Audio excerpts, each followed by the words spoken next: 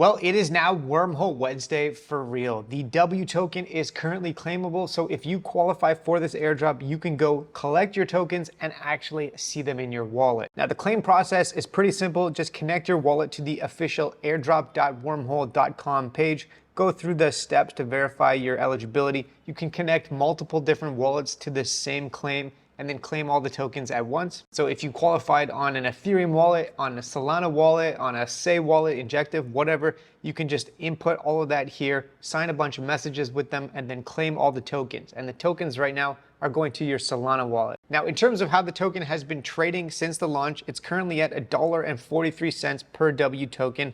It's not doing spectacularly. It's certainly not having the type of pump that, say, EtherFi or ENA did. However, it is still early days. So with my public wallets here, I managed to claim 2,400 tokens. I sold a couple because I needed to do one thing, but I'm actually planning on doing a bunch of other stuff with them. And I don't feel like selling at this price. I'm gonna wait until some of the airdrop jitters get out, and then hopefully we'll see a post airdrop pump for this one. Although of course this is not financial advice, I have no idea what this token is going to do, and part of the reason why I'm planning on keeping at least a significant portion of this is that I'm strategizing on what I can do to leverage it to increase the size of my airdrop snowball moving forward. But we'll get to that in a second. Now, I just wanted to say I've been getting a bunch of DMs from people on Twitter, messages in my Discord channel of people saying they watched my tutorials on Wormhole and actually qualified for this airdrop. So if you followed along with one of these two videos that I produced, then you certainly would have gotten a decent allocation just by clicking a couple of buttons. So this is my public Solana wallet here.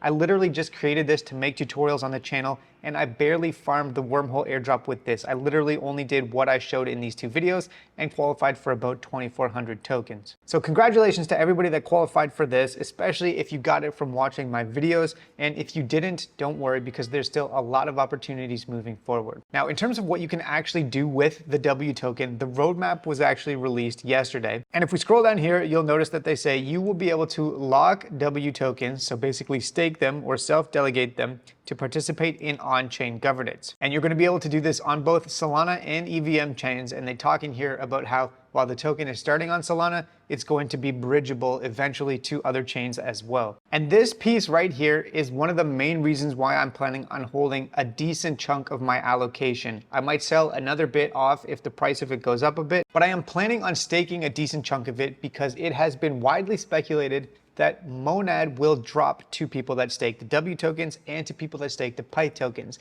These projects are all closely interlinked. There's been a lot of hints at stuff like this, and so that is why there's a reasonable expectation that by staking W tokens, you will qualify for a Monad airdrop, which is one of the most hyped new layer ones that's launching later this year. But staking is currently not enabled. I'm sure there's gonna be people commenting on this video down below asking, what can I do with my W token? Is staking enabled? No, it's not yet enabled. It will be soon. But if you want to do something with your token before that, you can actually already take it over to Camino and you can deposit it. You can do LP, but that's a bit risky because you could actually lose some of your tokens through impermanent loss, but you can actually deposit it on Camino Lend. And MarginFi is going to be enabling the W token as well soon. So you can just deposit it onto the MarginFi platform, hold it on one of these platforms until staking is enabled, and then you'll accumulate some points for MarginFi or Camino. And then once the staking is actually live, you could withdraw it and then actually stake it. So that is what I am planning on doing with my W token. And by the way, I forgot to mention this at the beginning. If you traded over $5,000 worth of volume on the Backpack exchange before March 18th, you get a nice little allocation of the W token from Backpack as well. So I would say this has been a well-executed airdrop. A lot of people qualified for this one. It was a surprise airdrop, which is one of the better types. And while they did sort of drag it out a bit between when the announcement happened and when the actual token was dropped to the wallets, I am happy with the way that this played out. All right, let's move now to the future. What airdrops can you expect to qualify for later this year? So this tweet here from Hey Cape is interesting.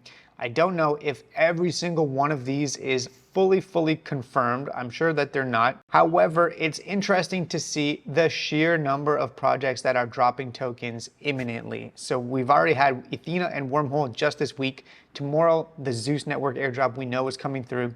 And then there's so many other big names that are happening. we've got Parcel, we've got Tensor, we've got Mode. That's supposed to be happening sometime at the end of April. Swell Network as well, liquid staking and restaking token. And now they're launching their own L2 as well. And then potentially ZK Sync as well. Those are what I would consider to be sort of the tier 1 airdrops within this. And then of course there's a bunch of other airdrops in here as well, although some of these I would not expect to be that lucrative, like the Have a meme coin, for example. And then as we go further out, there's even more that are dropping. All of the other liquid restaking tokens, a bunch of other bridges, including the Layer 0 token, hopefully soon. And the list just goes on and on and on. And so this is what I'm talking about. If you didn't get the W token, do not give up hope, because there's still plenty of opportunities. Okay, next up, the Linea Park is coming to an end tomorrow. So you now have basically 24 hours or less than 24 hours to complete all of the tasks. And then you want to make sure that you do proof of humanity in order to get your allocation from this. I'm so happy that the Linea Park experience is over.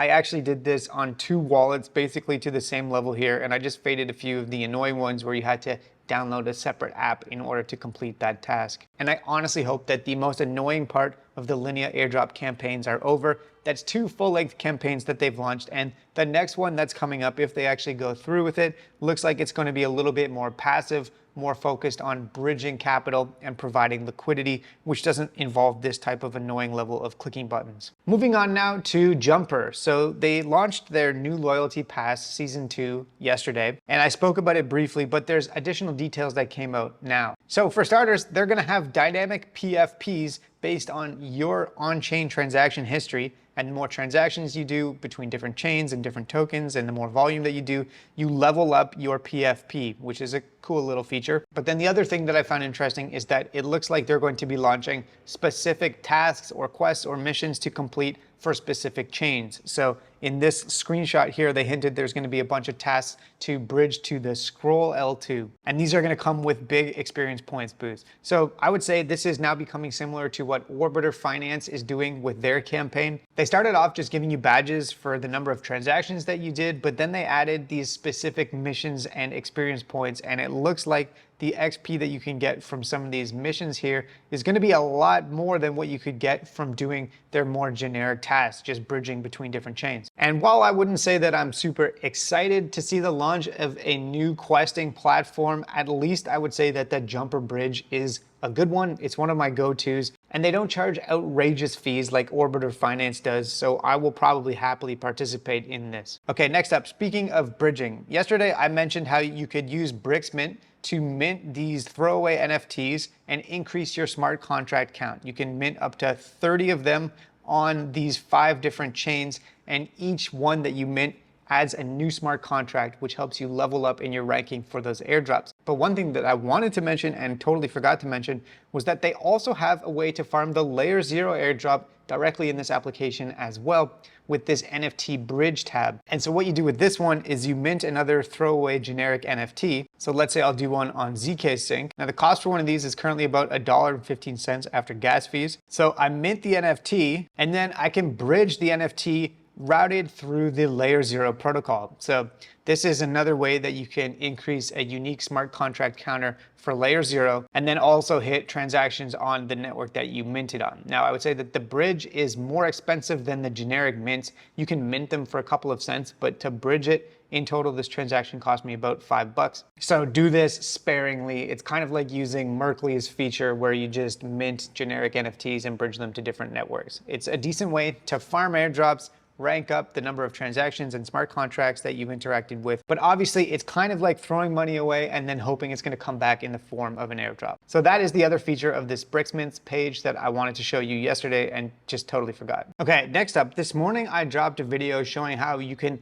leverage up on the Athena Finance airdrop for season 2 using Pendle, but actually Gearbox just increased their cap space, so you can actually now use Gearbox to leverage up on this as well. Now, the only issue with this is that in order to use leverage on the points for Athena USDE, you have to do it on Ethereum mainnet. So this right here actually is the option, and you can use up to 9x leverage to farm Athena shards or sats for season 2 Although obviously I wouldn't recommend using maximum leverage. And the pros of using this are that you can use leverage but not lose the value of your capital over time like you do with Pendle. And the cons of using this are that you have to pay Ethereum mainnet transaction fees. And the actual leverage on the sats or points that you earn is not going to be 180. So depending on the amount of leverage you use on Gearbox versus Pendle, one could be higher than the other. I personally already aped into Pendle, and I like the fact that it's on the layer 2 on Mantle, where transaction fees are super cheap. And it's also a multi-airdrop qualifier there. You get some eigenlayer points, and you might actually benefit from Mantle airdrops in the future. So I'm comfortable using the Mantle Pendle strategy, but Gearbox on ETH mainnet is another decent way to farm Season 2 of Athena. Okay, next up, Nemada finally came out of the woodwork and announced that they're actually still around and they're still doing stuff for their airdrop. I took this screenshot last December showing my potential allocation for the Nemada airdrop, and honestly, I was thinking that they had just disappeared like Frame and were never coming back. But today they actually announced that they are still around and they have a 5-phase decentralized launch process, i.e. airdrop. But the good thing is that the token is coming on phase 1 with the block party. You'll be able to access your Genesis NAM balance. Now there's no actual dates associated with this roadmap, but hopefully now that they're actually talking about it again, it means it's coming imminently. So stay tuned for more details on this one. Next up, there's another meme coin that has been airdropped to a bunch of people using the BitGet wallet. If you use that wallet and we're collecting BWB points, 8,000 addresses actually got this coin. The meme coin is called MOEW. It's on the base L2, but I don't use this wallet and I'm not getting this airdrop. So honestly, I can't endorse any of it, but if you want to check your wallet, you may have qualified. All right, next up, there's a new airdrop going around that's potentially a multi-airdrop qualifier on the Zora L2. So Enjoy, which is the first tradable ERC20, it's a meme coin on the Zora L2. It was launched and airdropped to a few people a little while ago, but they've actually launched their new airdrop campaign similar to Degen on Base, where you can tip and receive tips of the Enjoy token. And the way that you would do that is when you mint an NFT on the Zora platform, you can comment and tip people. So you'll see on this NFT mint here from Imagine Zora that a bunch of people are tipping the Enjoy token. So the same way that you would tip Degen on Farcaster, people are doing this now on the Zora L2, minting NFTs. And so you can participate in future rounds of this airdrop by tipping and by receiving tips on your NFT collections. But the one thing I'll say, it's a little bit of a barrier to entry, is that you need to have a minimum balance of 500K Enjoy tokens in your wallet to actually get a weekly tip allowance and to participate in this. And at the current price, that would cost about $250 to acquire. Next up, Al2 Finance launched a new Galaxy campaign where if you have a role in their Discord, you follow them on Twitter,